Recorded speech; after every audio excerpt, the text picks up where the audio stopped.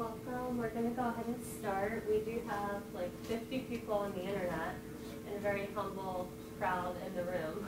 It is freezing cold. Thank you for walking over. I'm Monica Favo, I'm the Wellness Administrator. So I'm here to welcome you today. If you're online, please email me at m@Monica, E@Elephant, F@Frank, 55@Drexel so that I can sign you in. If you have a question during the event and you're online, feel free to type into the YouTube chat box or email me. I'll monitor that for you. And if you're here in person, make sure that you sign in using that very humble sign-in sheet in the back so that I can give you wellness points for being here today. So we do have the University Health and Wellness Fair next Wednesday. It's from 11 to 1. It's in the Rec Center lobby. So if you're on this campus or able to come to this campus, please join us for that. I'm going to introduce Hannah Harvey and Dan Catamuzzo from the Franklin Federal Credit Union, and they're going to tell you what the credit union has to offer. Thanks, Monica. Hello, welcome. Welcome for those online also. My name is Hannah, as Monica said. This is my branch manager, Dan. We represent University City for Franklin Federal Credit Union. We have a few branches in Delaware County and Montgomery County, but we're conveniently located right between Fuel and Supercuts, if you're familiar with campus. We have a special offers for you that you can find if you're online at the Drexel HR website. And for you that are here, the details are in the magazines that we gave you. We do everything from free checkings to your mortgages or your car loans. So if you have any questions or you're interested, just stop in. We're very friendly. We hope to see you all very soon. Thanks, Hannah. As Hannah said, there are special offers that are there. For those who are online, you can look on your procurement website, and they're found there. Feel free to bring them in. The branch has been on campus for about 5 years now, so we're your credit union. We're a $1 billion organization. As Hannah said, we can do everything from a 2% savings account to a commercial loan. We are open Monday, Tuesday, and Wednesday till 5, 9 to 5, Thursday 9 to 6, Friday 9 to 7, Saturday 9 to 2. Once again, full service, so even if you have a basic banking question about your current institution, feel free to stop in. We'll be happy to answer questions for you and give you some information on joining the credit union. Have a good day, and I'm going to introduce Beth Manley from Community Education. Thank you. Thanks, Beth.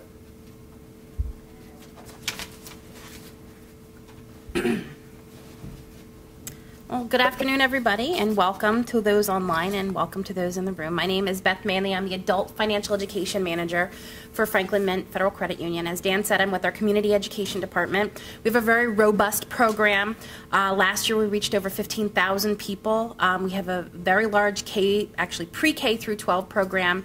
We go into a lot of schools. We're partnered with over 16 school districts, doing all kinds of education for kids. And then I handle anyone who has graduated high school and up. So we're partnered with Drexel University, Swarthmore, Widener, a lot of different organizations, Mainline Health, to provide financial wellness education on a variety of topics. So this is a new topic that we're addressing. I'm very excited to present this to our group. But I do ask that if you have questions, please feel comfortable to ask away. If it's something I'm going to address later on, I will say so, and then we'll move to that topic when we get there. If it's something we're not going to address, then thank you for bringing it up. And I really do welcome constructive criticism. If there are things that you want us to address that we don't, please shoot Monica an email. I would love to hear your feedback. A lot of the topics we do time and time again with different partners, and the more we do it and the more feedback we get, the better the presentations become.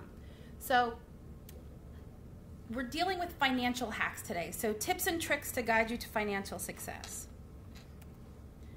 So what exactly is a financial hack? Well, it's a creative solution. It's a workaround. It's a shortcut to getting your finances in order or gauging how well in order you are overall.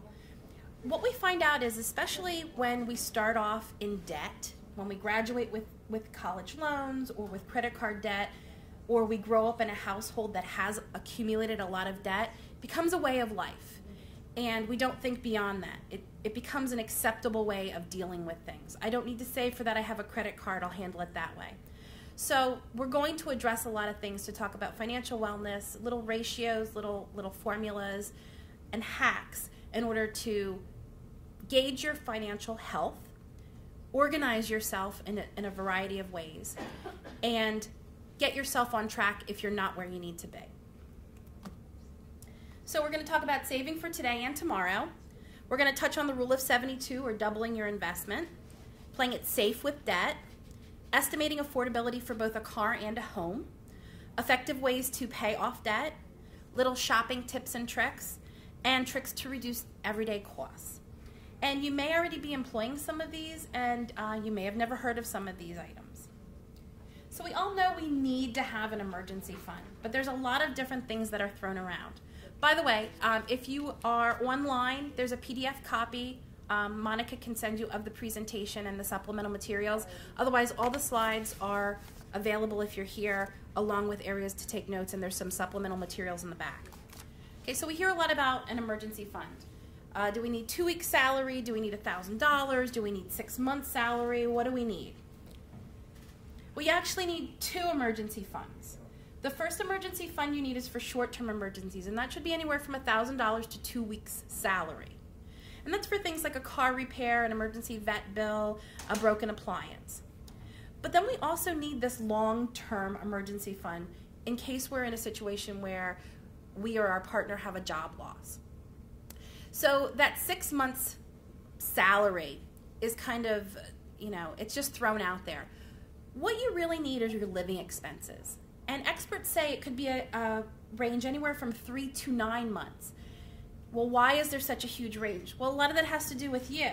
So how hot is the job market? How marketable are your skills? If you have had job loss before, how quickly did you find a job in the past? If you're in IT and you've got very marketable skills, you're laid off, maybe the last time it happened, you got a job within 5 weeks, well then maybe you can err towards that 3 months of living expenses. But if you are in a field that is not hiring, it's not a hot job market, if you struggled in the past to find something with comparable salary, then maybe you go that 6 to 9 months in living expenses so that you don't have the stress of trying to pay your bills while you're finding work or your partner finds work. Well, how do we get this money? How do we hack our savings? So this is my favorite hack because this is one I've been doing for years. You need to put your savings on autopilot. So a lot of us are already doing this for our retirement savings. We're contributing to our employer plans, our 401ks or our 403bs. We're doing it automatically. We're doing it pre-tax. Well, you can do something similar, not necessarily pre-tax, but you can do something similar with your online banking. I'm sure whether you're with us or with another financial institution, you have access to online banking. What you want to do is you want to automate your savings. So I personally have 3 savings accounts. One is for short-term expenses or periodic expenses like insurances and things like that that aren't necessarily due from month to month, but I need to allot for them. And I have it figured out how much from each paycheck needs to go into that savings account. Then I have my midterm and my long-term expenses, so my $1,000 to $1,500 or my vacation fund, whatever I happen to be saving for at the time, and then my extra money in case of an emergency or a job loss. If you automate this, every time your paycheck hits, the money moves into these accounts, out of sight, out of mind. The less you have to think about it, the more likely it is to happen. And this is true with so many different things that we do. Well, we all know we need to save for retirement. But how much? And how do we know if we're on track? Because we all tend to panic and think we're not on track when we start thinking about it. Well, most experts recommend that when you're in your 20s, you should be saving 10 to 15% of your gross income. And that can include any money from your employer, so any matching and things like that. Well, what if you're not in your 20s? What if you're 30, 40, 50? How do you know if you're on track? How do you catch up? What are the benchmarks? Well, these are the benchmarks for retirement savings. So if you're 30 years old, you should have saved by now 1 times your annual salary. If you're 50, you should have 6 times your annual salary saved. And by full retirement, it is recommended to maintain your lifestyle that you should have 10 times your annual salary saved.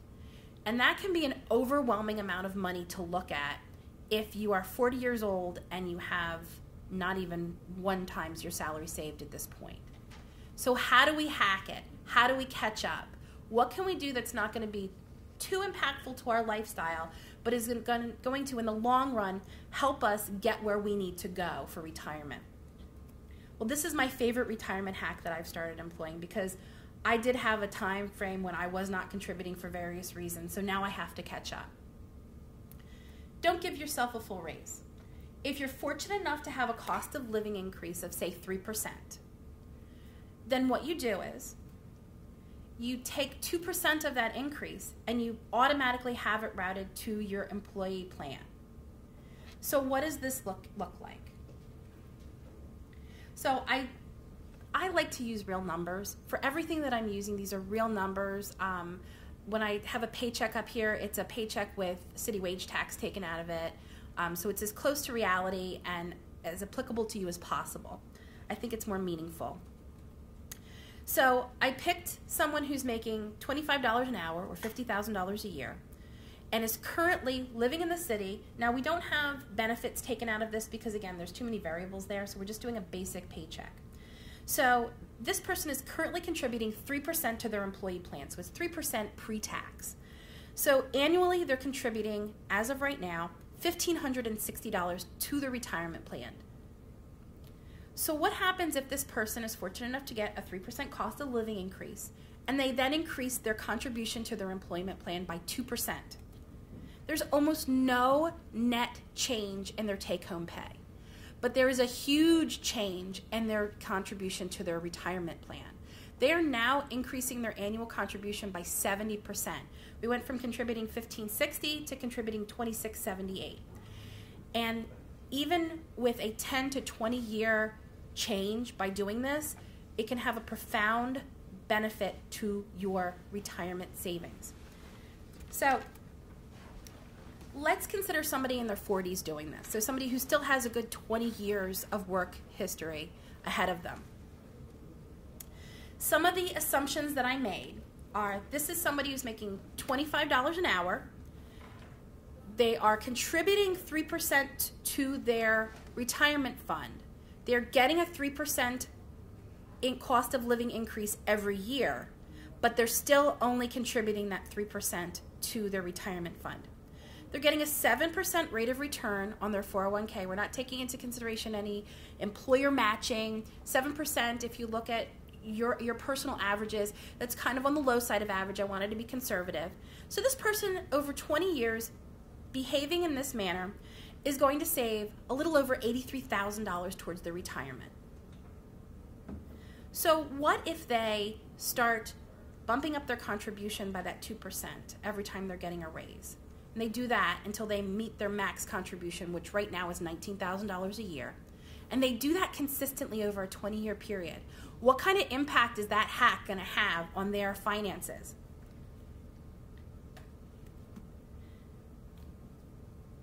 They're going to increase to over $460,000 in that same retirement fund with those same assumptions. I mean, that's huge. We're talking a 20-year term. So not even somebody who started when they were younger. Employing this when you're even younger is going to have an even more profound effect, because time is such a huge tool when you're looking at long-term investing for your retirement. So even if you can't do this at 2%, maybe you do it every other year. I got this calculator. This is a fantastic calculator. I'm doing this myself. So this is from preparewithprue.com. And it's their contribution accelerator calculator. Go on, play with your own income, play with your own contributions, and see what numbers you can come up with. Because when you have goals like this, it's a huge motivator for making changes in your lifestyle. So let's talk about other investments. So if you're trying to gauge whether an investment is worth your time or not, it's good to know how long it's going to take to double your money. And the simple hack for this is the rule of 72. So you divide 72 by the annual interest rate to quickly approximate the time in years that it's going to take you to double your money. I like to use something like this when I'm using risk in my investments. So if I'm contributing to my retirement plan and I have an opportunity, and it might be slightly risky, but it's paying a high return, versus maybe something like a CD, which has pretty much no risk because it's an insured product. So I have a 3% CD and I'm going to invest my money. So if I can continually get that 3%, it's still going to take me 24 years to double my money. So this is why we have to look at the whole picture, not just the interest rate. We have to look at risk too, because time is an issue whenever we're investing. Okay, so we've talked a little bit about saving for our retirement and hacking that. Well, how do you know if your finances overall are healthy? I mean, we tend, as I said before, when we grow up with debt or when we start off our careers with debt, we tend to think of it as a way of life, and we don't have a perspective on what is healthy. Is having no debt the best way to be? Is having a little debt? Well, what is a little debt? So experts recommend using the 50-30-20 budgeting rule. Now, it's very important to understand what each of these categories are. And once we review what it is, I have a little sample of this for everyone in the back of their packet that you can plug in your own personal numbers and figure out where you fall and make adjustments to make sure that you are financially healthy where you need to. So for purposes of this chart, a need is just that. It's something absolutely necessary for basic survival. So it's a roof over your head. It's basic groceries. It's basic utilities that you have to pay for. So water and electricity, those kinds of things. When we get into things like cable and internet, that's a want. We could make the case for a cell phone going either way depending on your personal situation. Where it gets a little gray are for things like student loans. So that's an obligation that you've already accumulated, so the basic payment for that should probably be included in your needs. Any minimum payments for things that you've already accumulated should go into your needs. So 20% should be going towards savings, and that can include any of your contributions to your employer plan and any debt servicing. So again, paying beyond the minimum payment requirement in order to get out of debt would go into that. And then wants would be things like your cable, your internet, you're going out, you're shopping, beyond the basic needs of your clothing, so something, for going out. So this is what's recommended. Now, when we're looking to purchase a home, there are different ratios that are used, but oddly enough, they really do fall well into this. So when you're looking at a home, typically a lender doesn't want your debt that's recorded on your credit bureau to be, including the home that you're borrowing for, to be in excess of 36% of your gross income. This chart uses net income, and it's a lot of numbers thrown at you. So we're going to go through each, and we're going to use real numbers to see where we can fall. So I took a couple because it's always easier when you're dealing with two people. So this couple has a gross, so before tax, annual income of $90,000. So each person's making about $45,000. For ease, I just combine them into one pay stub. So we're taking out the taxes, federal, state, local, everything. So they are net bringing home about $2,600 together every 2 weeks. So their net monthly household income is a little over $5,600. So if we use that chart, their needs would need to fall into $2,800 and change. Their savings they would want it to fall into a minimum of $1,130. And the leftover for their wants would fall into $1,694. So that's what a healthy budget for this couple would look like. So I went online to everyhome.com, which is a really fun website to use if you're shopping for a house because it gives you a lot of information. And I found this house in the Drexel footprint. It is, this was just less than a month ago that I found this house. These are all very current. Used the closing costs and everything associated with it so I would know how much was needed. Selling price, 20% down payment, 30-year mortgage rate, that's about average. You're looking at a house payment of about $1,200 for this home if you're able to come up with that 20% down payment. So this falls fairly well into their budget. Well, what if you need a car too? Well, there is a ratio that fits nice into this for buying a car also. So I love this ratio. This is so important because we tend to think very short term when we're buying a vehicle. All we tend to think about is, can I afford the payment? And that is going to get you into a lot of trouble if that's the only thing that you're looking at. So experts recommend that when you're shopping for an auto, you're using the 20-48-10 rule. So it's 20% down, financing for no more than 48 months, and the payment and insurance shouldn't be more than 10% of your gross monthly income. And everybody's like, well, that doesn't seem like it's going to be a whole tremendous amount of money. Well, here's what you have to keep in mind when you're shopping for a vehicle. A more expensive initial cost leads to a more expensive long-term cost. So if you're working with stretching out your financing to fit a payment into your budget, you're forgetting that a more expensive car has more expensive repairs, more expensive maintenance, and typically also more expensive fuel costs also. And you're going to get yourself into trouble when you hit those bumps in the road where you need to get a repair, where instead of paying $40 to $60 for an oil change, you're spending $100 for an oil change. Instead of spending $500 on tires, you're spending $2,000 on tires. So these are things to keep in mind, and this is why this ratio is so important. So what does this look like for our couple? So their gross monthly income is a little under $7,500. So 10% would be almost $750. But we have two people. So unless they're going to share a vehicle, we have to try and fit two vehicles into this. So this is going to, if we can fit into this ratio, considering our net income, this couple is going to have over $2,000 left to handle their mortgage or rent, their groceries, gas, etc. between the two of them. And that, again, that's assuming that they want to have two cars and that they don't even want to go less than this. So I went online and I found perfectly serviceable vehicle, and I got this just about a week ago. Certified pre-owned, comes with a warranty, low miles, a little over $14,500. So 20% down payment because we need our 20% down.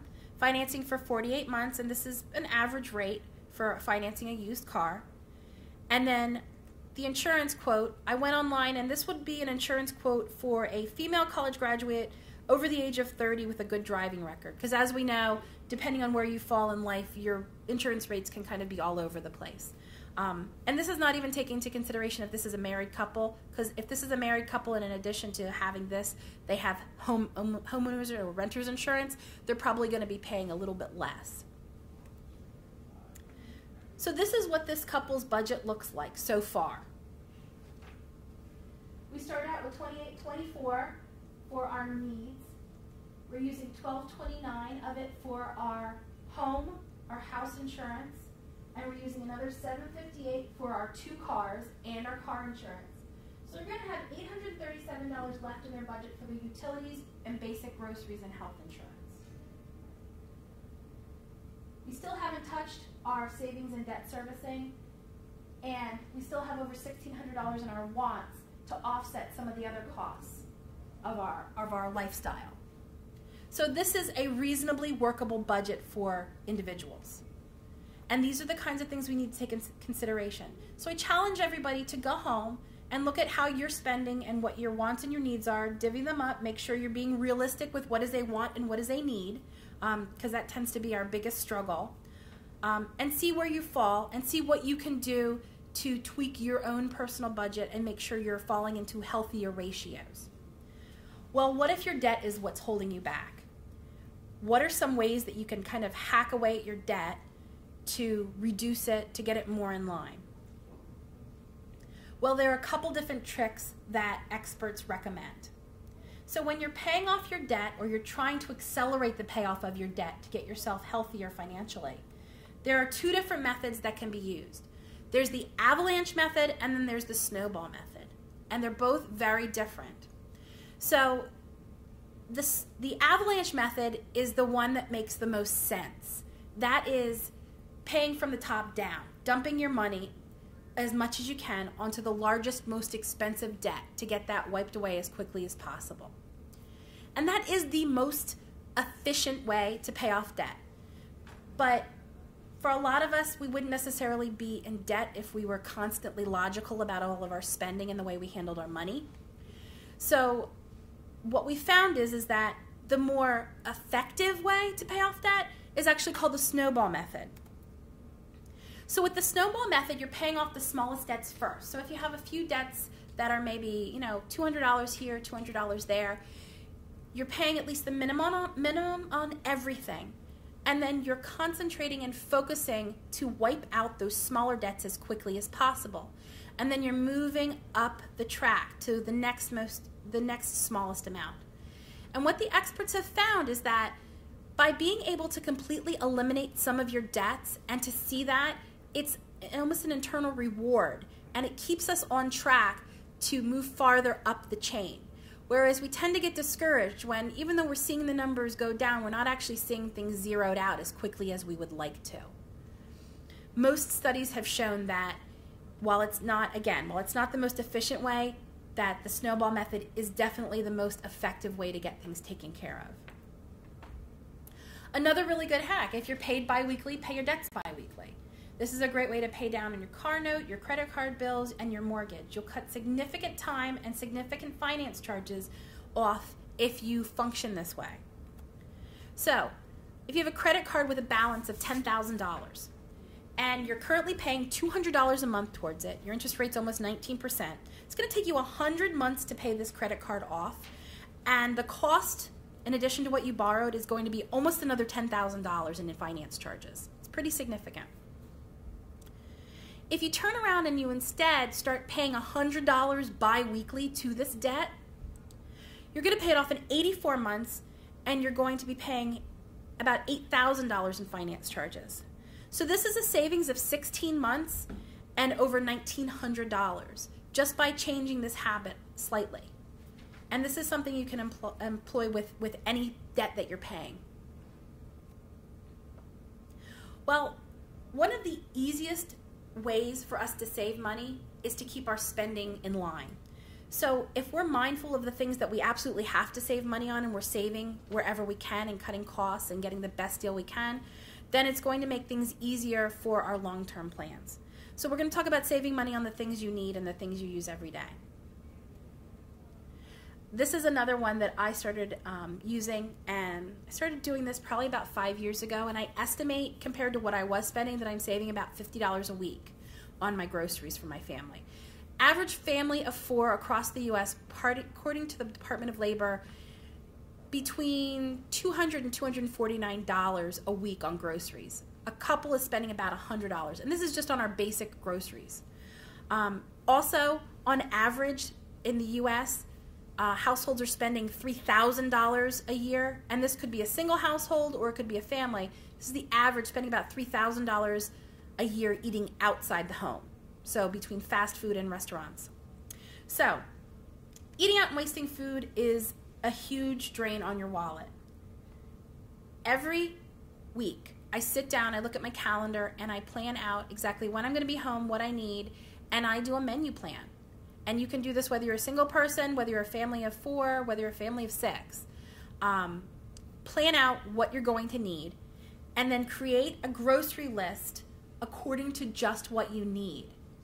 You're going to find that this cuts down on your impulse buying. If you just walk into the grocery store, they say don't shop hungry. Well, also don't shop without a list.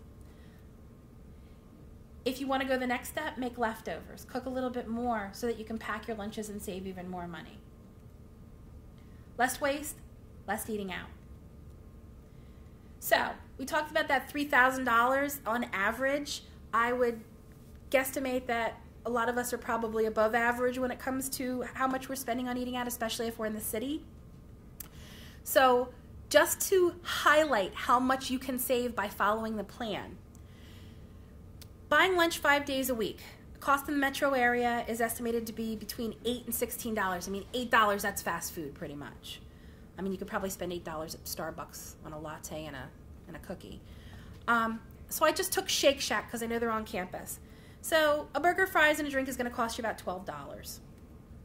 You do that 5 times a week, $60 a week, over $3,000 a year, just on this one habit. And this isn't even taking into consideration the times you do go and you get a coffee or a tea or a snack or you hit the vending machine. Well, what if you could just curtail that even a little bit? So what if you packed your lunch 4 days a week and still ate out once a week? So estimation is about $4 if you're packing your own lunch. You could probably get away a little bit cheaper if you just wanted to go with something simple like a sandwich, but $4 is a good number. Do that 4 times a week, still eat out once a week. Now you're spending $28 a week. You're spending a little over $1,400 for the year, and you're saving yourself over $1,600.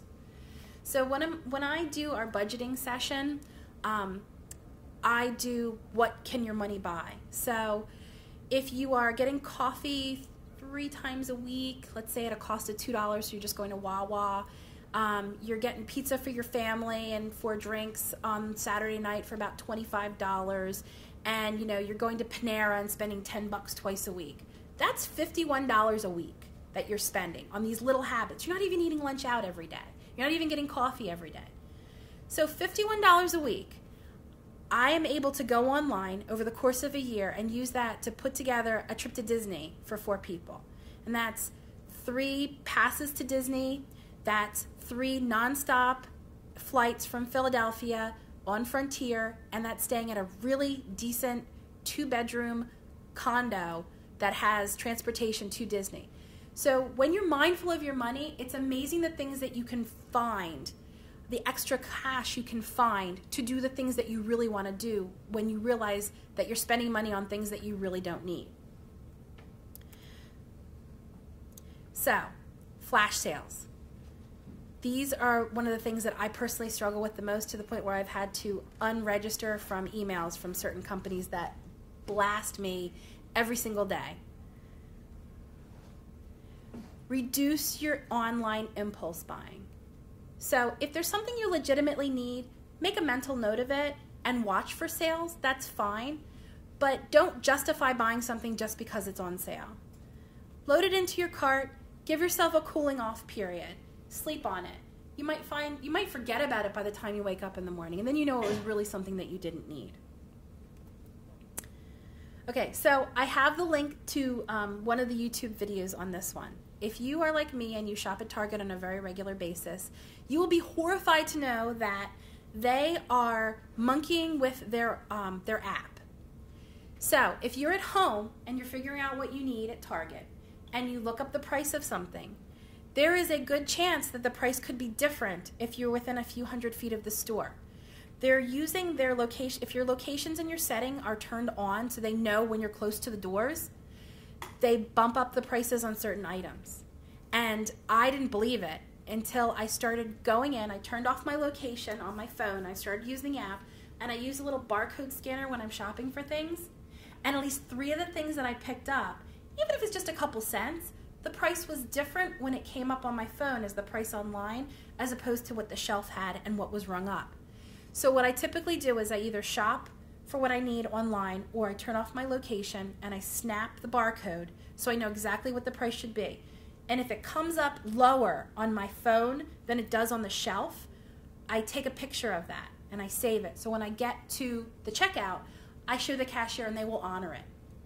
But if you think you're going to be clever and not turn this off and just, figure out what you want to buy and load it up into your cart, it doesn't work, because the prices will change once you get into the store. So there's a YouTube video. If you Google price switch on the Target app, you can look at the videos. There's a couple different news agencies that have done stories on this. So I highly recommend, if you are a regular shopper at Target, that you make sure that you know you're not paying too much for what you're shopping for. So how do we save money on our necessary purchases? Well, before you buy anything online, do an internet search for a coupon. I hate paying for shipping. That is like my biggest pet peeve. If I can get away with at least not paying for shipping, I'll be happy. I will wait until I get a coupon for a lot of different things. But there are some really great sites out there that you can search. So Retail Me Not, I used quite a lot. Coupons.com is good for in-store coupons.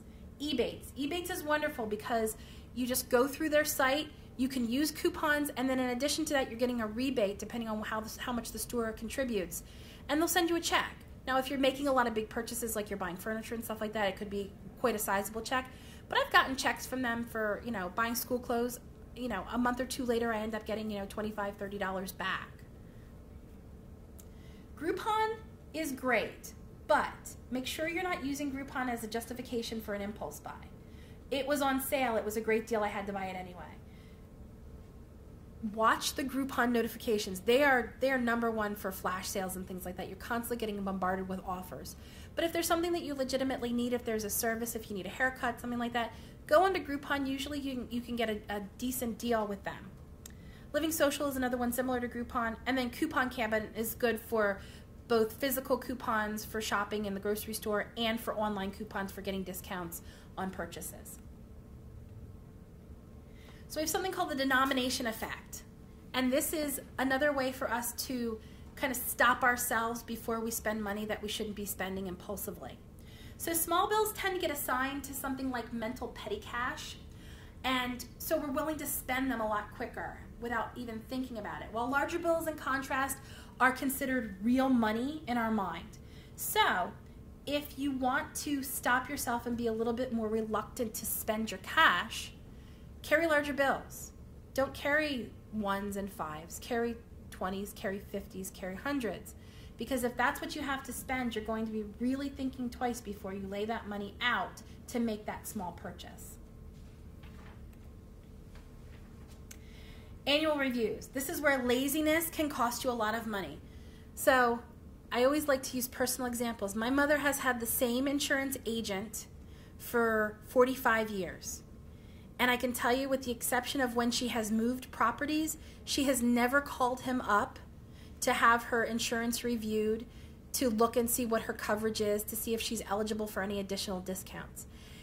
Your insurance company is probably not going to reach out to you and offer you discounts. It's rare that you're going to see that.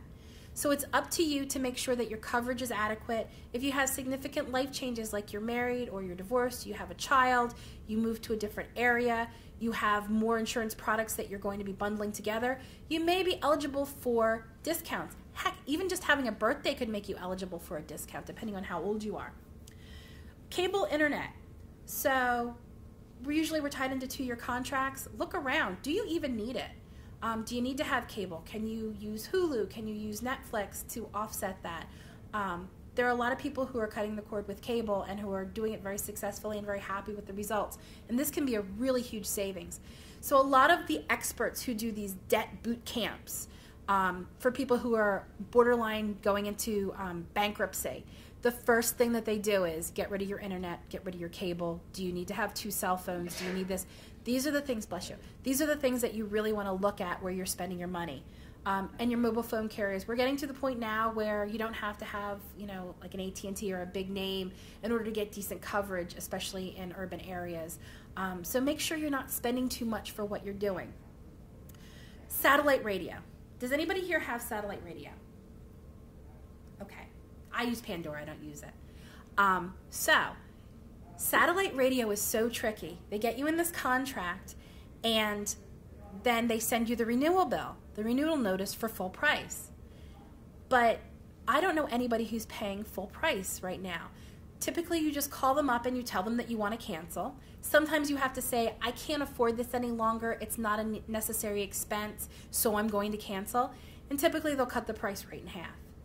Sometimes you do have to cancel it for maybe a day or two, but you'd be surprised how quickly you're going to get a notice in the mail for a half-price offer if you renew for another year.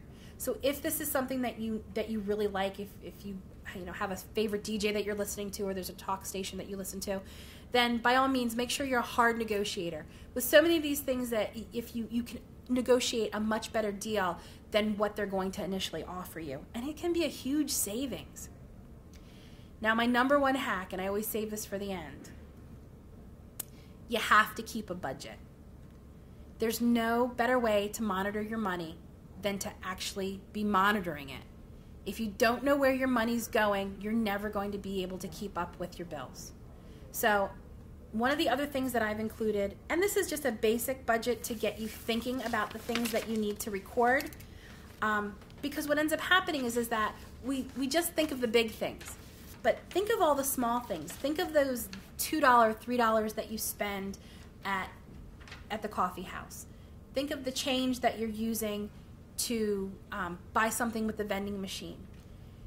When you really sit down, you're going to realize that this adds up. And if there's something that you have as a goal that seems out of reach, making these little changes, using these little hacks, automating your savings, updating your contribution when you get a cost of living increase, you would be amazed at how big a difference in the long run these things can make for your financial well-being.